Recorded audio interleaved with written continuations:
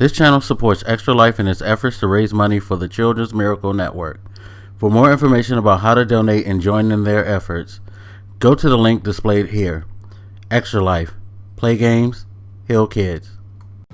What up, everybody? It's your boy Blak, and it's been a couple of days since I did it, but the other night, I sat up and I was up till 4:30 in the morning. Shout out to Cardiac Sumo for sitting up with me, even though he's on the West Coast, so he's normally up that time.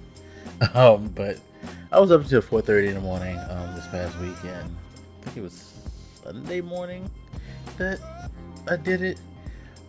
Binge watching a show on Netflix. And it was a show that, as I was told by a friend of mine, that they would have never thought that I would actually want to look at. And that was the show called Pose, FX show that's been quite popular the last couple of years. For those who don't know what Pose is a show based in the late 80s, early 90s, revolving around the ballroom scene for homosexual and transgender people, and how they dealt with the struggles of being homosexual and transgender during that period. It was especially tumultuous time, I can never say that word right, for the LBGTQ community, because this was all during the I guess you could say the HIV pandemic. Well, not pandemic, but the huge HIV AIDS scare that occurred. Some of you are probably too young to even remember this, but me, I was like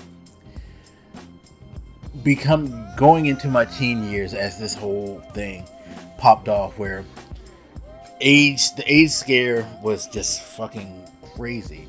And a lot of it was focused on the homosexual community, because at that time, most people, considered it to be something that only quote unquote gays got. And two, like most things where people don't understand and can't comprehend, like so many rumors and so much controversy was spreading around. They didn't know how to handle it, because it seemed to be like something that came out of nowhere for people, even though it was a virus that existed a little bit longer than what we were all told. The propaganda was the gay people brought it all on us. They brought this, they did this to the world. Because first it was like, oh, this is only something that they get, and then it started to spread to heterosexuals, even though I'm sure it had already been contracted by heterosexuals before then. But like, you started to see the numbers ramp up, and it was a huge fucking mess. It was drama. But for them, it was particularly hard because, being homosexual, transgender, back then, the tolerance level, it's amazing, by the way.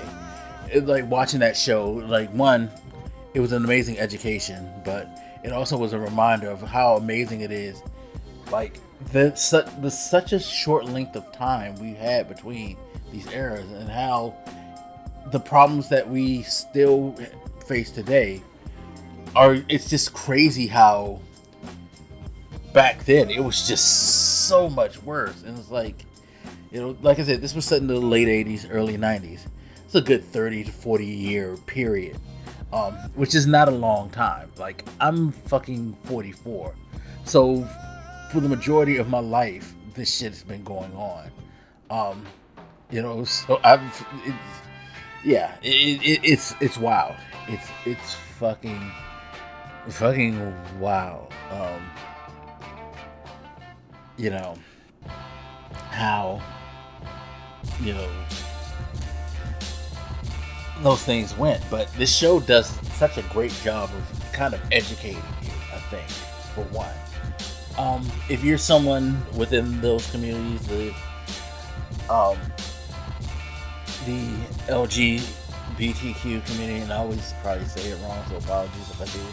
If you're in those communities, especially if you are someone like around my age who grew up in that time and you were part of that community, or someone a little older like my brothers and sisters' age, you probably watched that show, and like Billy Porter, who's pretty much, I think he's 50, so he kind of like grew up in that era. He so knows how that shit went, and you probably can like sympathize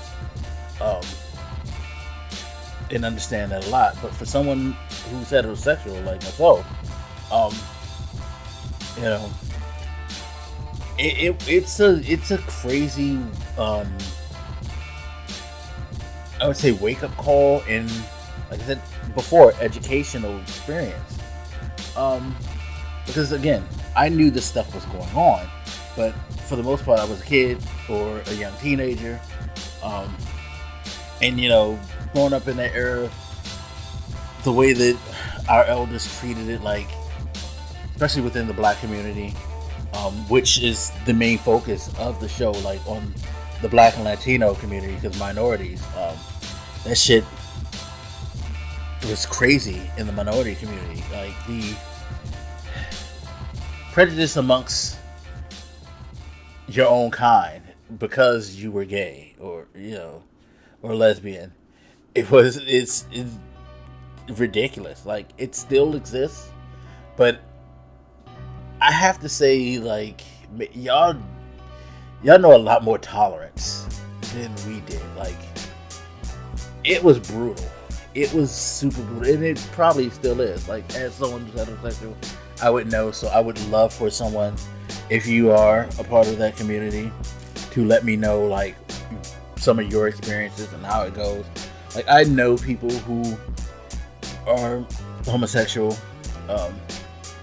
but they don't really talk about their growing up experience, because I guess because it's not a conversation that we have nowadays, since it's such an accepted thing among a lot of people. Like, you just somebody I know. So I'm not going to have those like weird, ignorant, and I say ignorant not in a bad sense necessarily, but again, if you don't know something, you're ignorant of something at times. Like, you just have no clue. But I'm not going to ask those questions of like, so what's it like to be gay, and like, how was that? Because I just accept you for what you are, and we just vibe. So it just never crossed my mind. Whereas I think back then, a lot of people would ask more of those questions, because they don't understand, or they don't comprehend what's going on. Like, it's so much accepted, so much more accepted now, that I don't think we have those conversations like they had back in the day. But again, please let me know if this happens, because in my circle it doesn't, but I could be ignorant of this because of that. But yeah, the show, one, is really, really good. The cast is great. It's comprised of pretty much an entire cast of people, homosexual and transgender people of Black and Latino races. Like, everybody on there is really, really good. Although I will say there are some annoyances, like, I'm sorry, while I don't mind the character, Poppy gets on my nerves sometimes when he be getting those emotional speeches. Like, when especially the ones he be giving to Angel, like, oh my god, and he be like getting that like choked up crying voice, and I'm gonna tell you, I'm gonna love you, like, god damn it, son. Like, I think it bothers me because he makes me feel like worse about my sappiness, because he's just like extra dramatic with his. I'm like, I swear to God, I hope I'm not like that. Like, for real. But it's not a bad thing, but it definitely, you can be like, yo, dude, get your shit together, calm down. You just be getting so overwhelmed.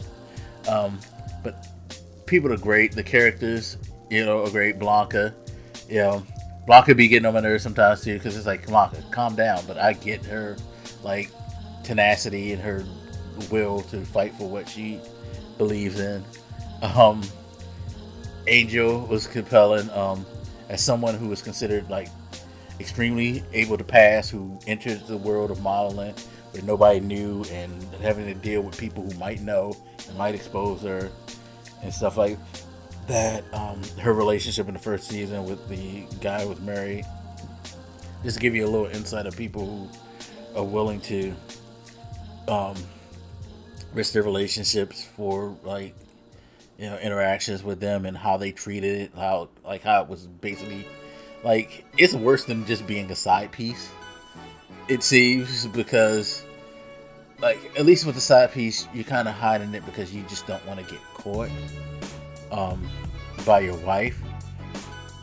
But you saw the interplay like when his boss was like hyping him up because oh yeah, you got a girl on the side, that's cool because that's what sadly dudes do. They like oh yeah, it's fine if you fuck somebody on the side, but like once the idea of like oh you fucking this person like a guy on the side, you know even though they don't identify as men, that's how we back then used to always say like you think people can be disrespectful with the whole like not acknowledging transgender people for what they want to be identified for, or like people period who want to identify with them? That shit was horrible back then. Like you weren't gonna get no consideration back then, but like he had to really hide it because it wasn't just about cheating, it was about what type of person he was cheating with. That like but you saw also the world of there were people who had money who were willing to pay to indulge in these relationships with Electra, her relationship before she got her gender change, or how she worked at a place where all these rich guys were willing to pay money to have like S&M fantasies with transgender people played out and all that stuff. Like the down low movement was wild. And just things like seeing how they dealt with the whole AIDS scare and stuff like that, how they lived their lives. The ballroom scene was very, very interesting to see, like how they used that as a place to express themselves and to feel good about their community and to uplift each other and things like that. And it was just a lot of really interesting things that I did not know about, or that I did not understand. I didn't even think about until I watched that show. It really did open my eyes to the world of people in that community from back then. And I'm curious to see, like, as the show goes on, what they're going to do. One, because I feel like season 2 kind of had a level of finality to where if they decided not to do the show again, it was pretty much over, because I feel like the characters had themselves put in a certain place where they're fine. At least the majority of the cast, it seemed like, you guys are at a happy place, or at a like point where like if we don't need to see you again, we'd be fine if you don't come back. So it'll be interesting to see. I know they announced that there's going to be a season 3, but it'll be interesting to see how that plays off and who's going to come back for that season. It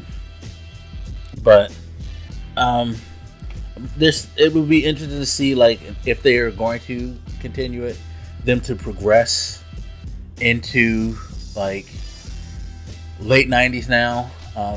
They stopped around the early 90s, but progressed about the late 90s. Maybe into the early 2000s to get to transition more to where the level of acceptance for the LBGTQ community started to grow beyond what it was where they left off, to see like the changes in the way that we started to view AIDS, and like once it started to take more of a foothold, or at least be more recognized that, hey, this ain't just a quote-unquote gay disease, but this is a disease that can be transmitted by anybody sexually. And how, like, thinking back to my high school days, how the early mid 90s, there was such a push for people to use protection. It was like people didn't think about this. People, even in the early 90s, the use of contraceptive was still something that you really had to be like hit in the head with, because people just did not want to do it. And even today, there's still a lot of people who don't do it, but not on the level it was back then. Like the scare, it reminded me of the scare tactics we used to get during sex education and stuff like that. One was really fucked up because this guy made a point of trying to pretend like some kid like tested positive to scare the fuck out of him. I remember that shit was so cool. I was like, why the fuck would you let him do this? You're an adult. Don't do that to a child. But I remember like they were really trying to had to like fucking hammer it on you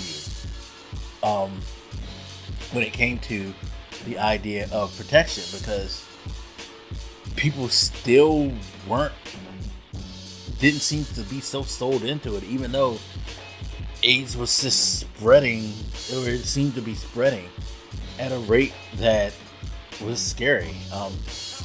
It's funny, again, think back to then and think towards now, where like people are taking this pandemic serious. It was kind of the same thing with HIV. There were people out there who just refused to take that shit serious. And it was kind of like, oh, don't test yourself because you don't want to be worried if you got it or not. You don't want to expose that. It was a shameful thing in some ways, because especially if you're younger, because you're not supposed to be having sex and stuff like that. It was just wild. And that shit lasted for such a long time. The level of embarrassment was like, I can't buy condoms, I'll be embarrassed, and all that. Just all the dumb excuses. Like, wow. This show just reminded me of all this stuff like we saw and went through. And it just, again, it definitely educated me to the other side of things, because I'm sitting here talking about bullshit that people went through, thinking it from a heterosexual perspective. That show made me realize, like, yo, they had a hell of a lot worse than the bullshit I'm talking about, because they just were treated so badly by the medical profession, everything. Like, people were just awful. And I'm glad that things are better, but there's still so much more that we can do to help those communities and things like that. But yeah, if you are someone who has an open mind and don't mind watching something out of your box, I would say, because I know a lot of guys especially would be very uncomfortable with the thought of watching quote-unquote gay sex and all that shit like that, because there are some intimate scenes and things like that. Check it out, because it's a really good show, really well acted, really good stories being told, and you'll learn something. You will definitely learn something. I enjoyed it a lot. I actually can't wait to see what's going to happen with season 3. I'm a fan. Shout out to my friend Katina for telling me about it and encouraging me to check it out. It was very, very enjoyable. Anyway, as always, you guys, feel free to hit me up. Let me know what you think, and I'll holler at you later. This your boy Blak Niggas, and I'm out. Deuces.